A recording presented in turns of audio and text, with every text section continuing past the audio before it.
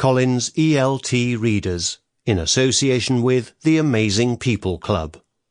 Audio copyright HarperCollins Publishers Limited, 2014.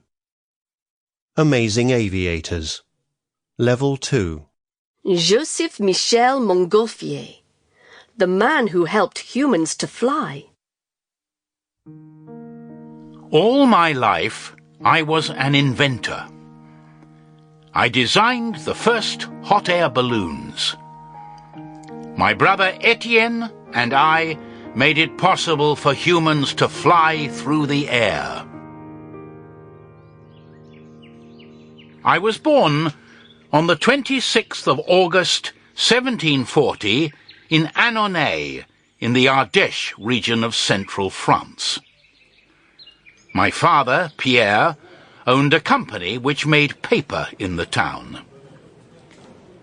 My mother, Anne, gave Pierre 16 children, and I was the 12th of them. When I was young, I was especially close to my brother, Jacques Etienne.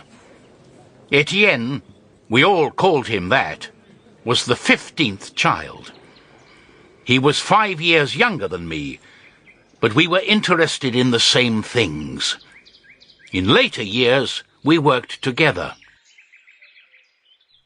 When we were children, Etienne and I often watched birds flying. Perhaps people could learn to fly too, I sometimes thought.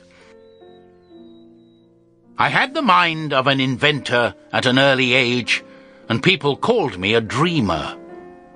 I certainly dreamed about flying.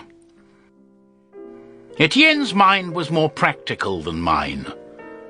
While most of us stayed in Annonay, he moved to Paris. There he studied to become an architect.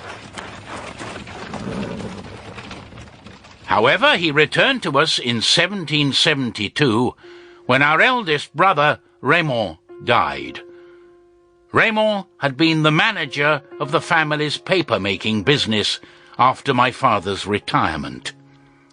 Now Etienne took that job.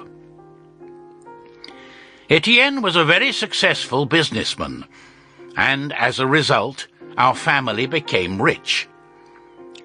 But my interest in inventing things was strong. Many people thought that my ideas were strange, but I didn't listen to them. Fortunately, Etienne didn't listen to them either. In 1777, I had my first practical idea about human flight. One day, I was drying some cloth over a fire. I noticed that the cloth was moving.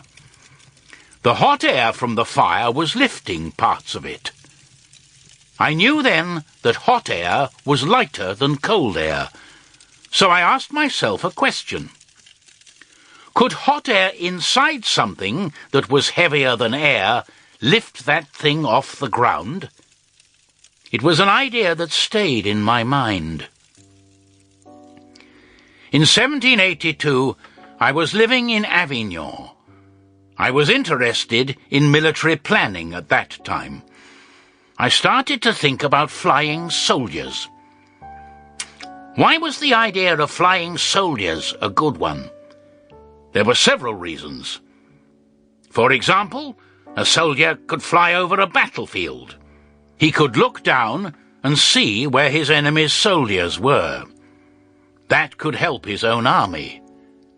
Or perhaps the soldiers themselves could attack their enemy from the air. I remembered my idea about using hot air to make something fly, and I shared it with my brother. We agreed that the main difficulty was the fire. The air inside a flying machine had to be hot. It had to be lighter than the air around the machine. So we needed to make something which could fly, but which contained a fire. The fire had to burn safely. We didn't want it to burn the machine. I started to make experiments. One day, I made a wooden frame with the shape of a box. It was about 1 meter Sample complete. Ready to continue?